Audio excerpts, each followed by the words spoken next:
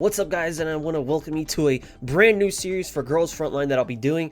It's basically going to take you from tutorial all the way to 0-2. Now, I'll be explaining everything that I do, whether it be my thought process or whatever it is. Whenever I encounter something new, I'll be sure to have a quick little brief video for it. However, this first one may be a smidge bit longer than what I intend for my videos to be. I will not have videos where you just see me grinding out all day long on one map or whatever have you, but I do want to say, if you do want to play this game, hopefully this guide will help you get to 0-2 and maybe as fast as possible, as efficiently as possible, or just get you to 0-2 in general. For most mobile games, I know it's typically very quickly. The game does, whatever game it is, it does a great way to guide you through what you need to do.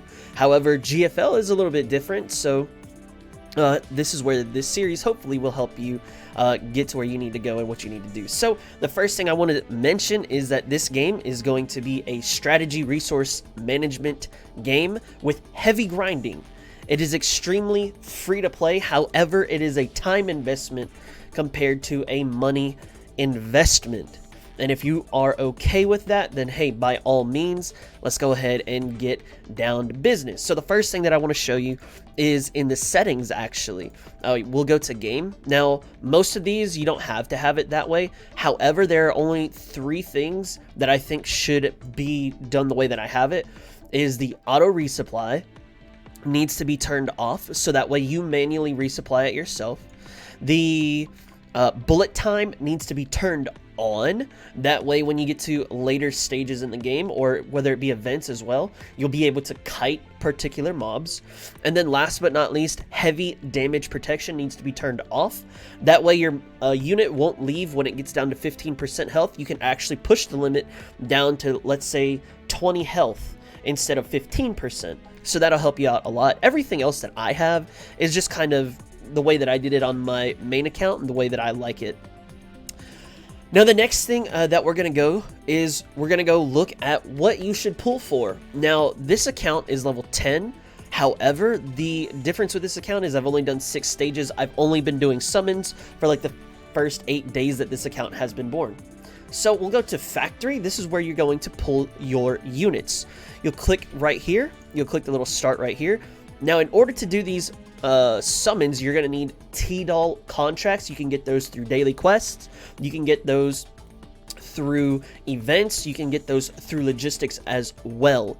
The goal of this series is to try to get you through as free to play as possible, and that's what we're going to do. So right here, you can go all the way up to 9999 on everything. However, that does not mean it's going to give you a better pull for anything. So let's say, hey, what should I be going for, or what unit do I want? There's this production log. Now, typically, we do have these, you can pick any of these types of guns to choose from, and then you'll see, okay, well, hey, this dude got PKP with this recipe, this dude got PKP with this recipe, and so on and so forth. Now, let's say you're not sure what recipe you want to use because all these numbers, you have no idea what they mean, and you just, might click a random one. If you want to go with the Micah given recipes, you can see them right here down below. For whether it be handguns, you use those numbers of manpower, ammo, rations, and parts, and then those will give you, typically, most of the time, it will always lean more towards handguns. Same thing for each different type of gun and recipe following it. So, for me, what I'm going to be going for first is I am going for assault rifles. Now, the reason why I'm going for assault rifles is because I know at 0-2, I'm going to be using 2 assault rifles to corpse drag. And the assault rifles that I want to go for are either FAL 416, which this is 416 right here. G11 would be the third one. And then last but not least, the person that we use, here's a G11. I'm trying to find one of FAL. Here's FAL. The last person that you can use is Sopmud, but we get her through the story for free. Now, those are going to be my best corpse draggers. However, you can use anybody. It just may not be as efficient.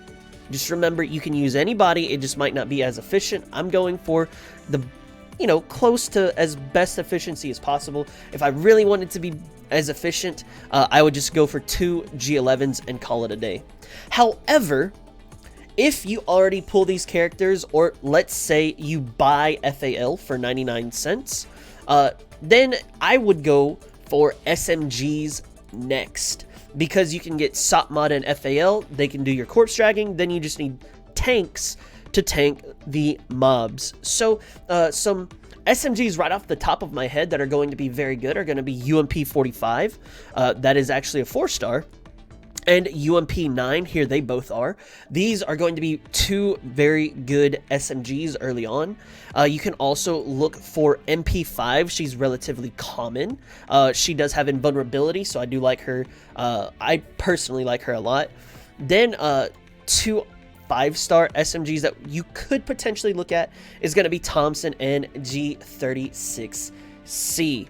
Now, for instance, let's go ahead and do 2 summons because I need it for my dailies. I like to do this recipe right here. This is a voodoo recipe. If you read the story, you'll notice that it is the 404 voodoo, and I didn't get anything. So let's say you have these quick production contracts and you get something really good.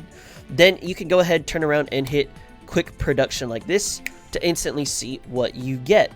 Now,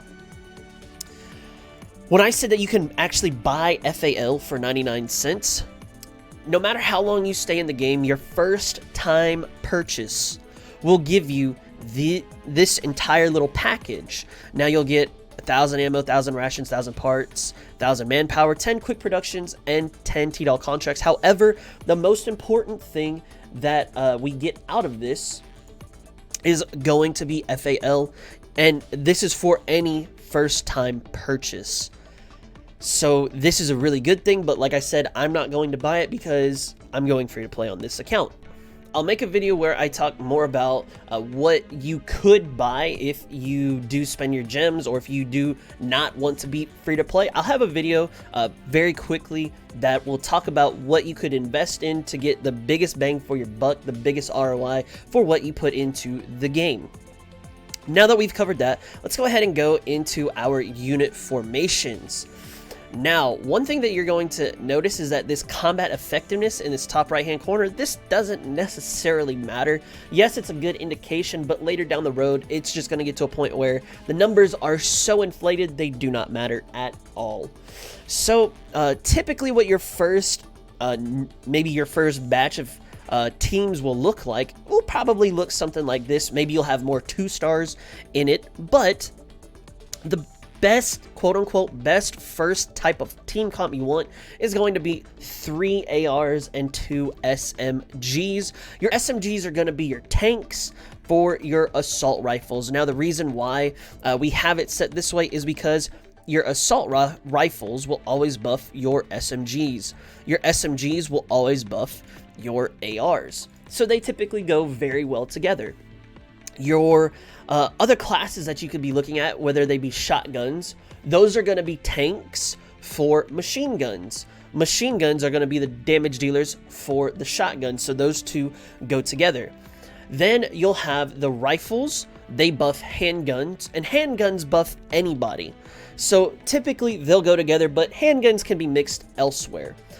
For right now, we're just going to stick with 3 AR, 2 SMGs. And as you can see, we could level, we could like mess things around and we could do it like this. Yes, it could go for the best combat effectiveness. However, like I said, that does not matter that much. Sten is going to be my main tank, so to speak, for this little team comp. And then I'm going to have Scorpion be my off tank. Now, this is what something, maybe your team comp might look like. My team comp will look like this, and then it will change rapidly from video to video, and I'll be sure to talk about that when it happens. Now, the reason why I'm going for something like this is just because I have the units, and I don't really care, because I know I'm going to be changing out most of these characters. G36 will get swapped out, G41 will get swapped out, FNC will get swapped out. And I'm sure that these two will get swapped out once I get better SMGs. Now, their formation is going to look like this. You can see that G41 isn't buffing anybody down here. So does that mean that I should make my team comp like this? Not really. Sometimes you're just gonna have to miss out on buffs, and that's perfectly okay. There will be times where, let's say I don't have G36 up here, maybe sometimes I'll have to run a team comp that looks like this, and that's perfectly fine. Just try to do your best to give your ARs the damage buffs, and try to do your best to give your SMGs the evasion buffs. That way your units can do what they're designed to do. Now that we've talked about our team comps, down below you can see I have opened up my handy dandy notepad. I will be using this notepad in order to show us where we're going to be farming as we get our units to these particular levels. Now you can see 1-2 is going to be very, very good for us. When our units are level 1 to 15, I'll take you through that map very quickly and just kind of show you how you want to be able to run this map. So like I said, I'm going to be using this squad. Maybe your first team turns out something like this, maybe it doesn't. So just use what you can, and I'll try to help in the comment section as much as I can. So the first place we're going to set our team down right here, and then we're going to move upwards to this little heliport right here, so that way we can get more turns on our next turn. We can get more moves, more point allocations for our next turn, I guess would be a better way to say that. So we're just going to be going through this very easily. Now, you'll notice that if you did not change your settings at the beginning of this turn, you should have your things auto resupplied. However, that's not the case for me. It is very important to get used to manually resupplying these yourself. So if you want to resupply here, you can. If not, no worries. So now we're going to take this team and we're going to go right around this way. So you can do this from levels 1 to 15. However, there is another spot that you can level up at, and I'll be showing that to you after this. The reason why you don't want to go past level 15 when you're doing this is because simply once you get to a specific level, the EXP gain just drops off and it just becomes inefficient. So we're going to be kind of leveling through 1-2 for right now, and I'll show you that other spot right after we get done with this run.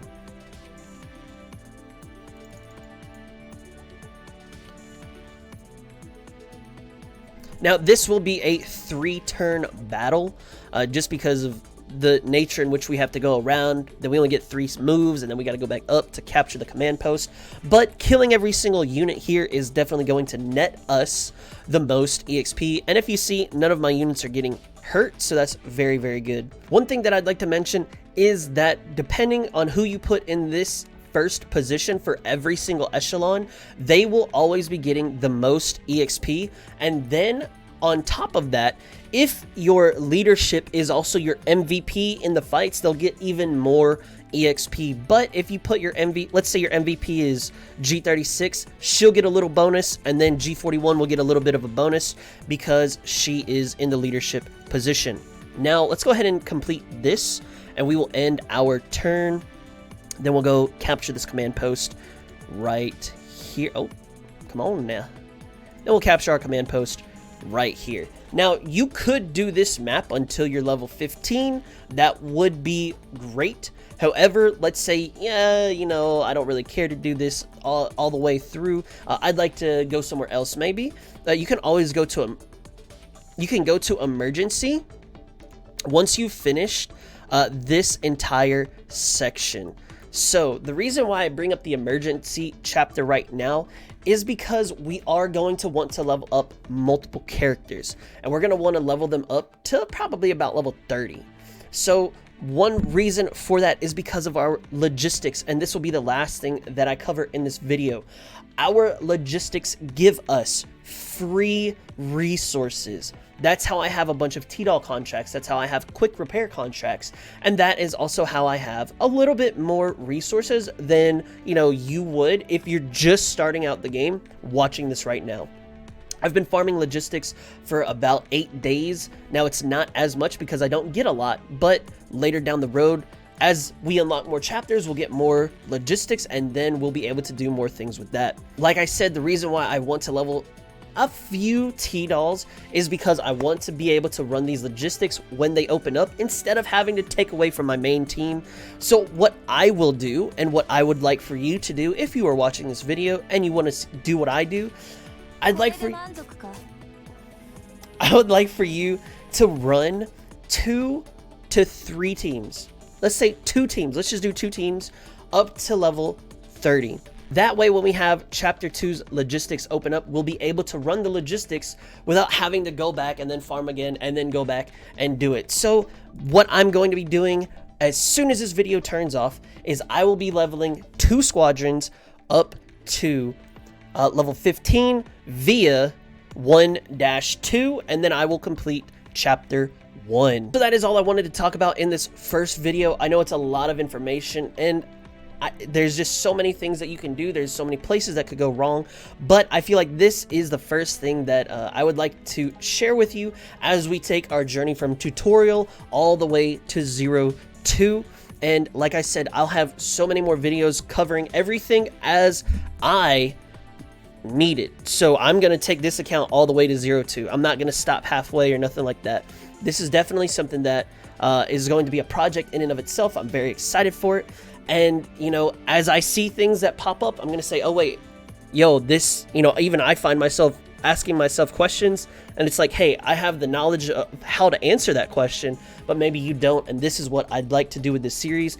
If you like this series, please let me know down in the comment section below. If you got questions, feel free to join my Discord. I'll definitely be able to help you there, or I can help you in the comment section as best as I can. Thank you so much for watching the video, and I hope that this series will help you get into Girls Frontline. This is a huge time investment, but the more that you put in, the more you're going to get out. And please, please, please, read the story.